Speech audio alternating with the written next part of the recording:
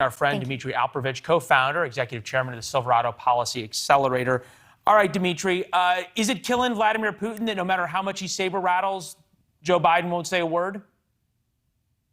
No, I mean, this is all about warnings. And Putin has been very clear since February 24th, when he launched this war, that if NATO gets involved, if NATO is kinetically involved in Ukraine, engaged in Russian military, then all bets are off, and they may very well use a nuclear weapon. Aside from that, I think the likelihood is very low because Putin knows that it's a taboo. And just like the Pentagon spokesperson just said, a nuclear weapon is a nuclear weapon, even if it's a tactical one. And Russia knows that it will be ostracized by the whole world, including China and India, if it uses a nuclear weapon unprovoked.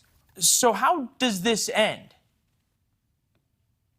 Well, I think this is a great question. I think regardless of what happens in Donbass, and the Ukrainians may very well stave off this offensive that the Russians are launching, in part because they're rushing. They're trying to forestall the supplies from going to the Donbass, all these tanks and drones and missiles and howitzers that the West is supplying now, largely the United States, of course, to the Ukrainians. That's really can be a game changer for the Ukrainians if they get those weapons, which is why the Russians are rushing into this fight without all the forces being ready for it. And that may be a fatal mistake for them. But regardless of that, the real problem is the economy, of course. The reality is that Ukraine right now last year exported 135 million tons through its shipping ports, through Odessa, through Mariupol, Kherson, and other ports. That is all cut off now. It's all blockaded. And right now, the Ukraine is hoping that in a couple of months, it can export just 1 million tons through rail to Poland and Romania. So a tenth of what it actually needs to sustain its economy. So the way I see it, Leland, we basically have three choices right now. Either we engage Russia, we, NATO and the United States, and try to break this blockade in the Black Sea that is strangling the Ukrainian economy and risk nuclear holocaust in that particular situation, not a pleasing alternative. Two, we essentially fund Ukraine forever to the tune of $5 to $7 billion a month. Massive funding, of course, that we're doing right now, but are we going to sustain it for years, for decades? Or three, we hope that President Putin gets bored and he gives up on this blockade. Those are the three choices that the Ukrainians and us face right now. Betting on Putin giving up or getting bored seems unlikely. One is unacceptable, so that gives you two.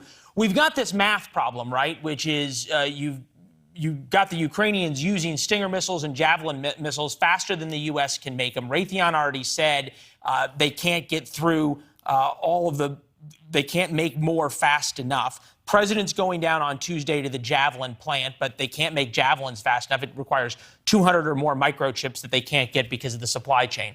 Can Russia wait us out and effectively they can build tanks faster than we can make things to blow them up?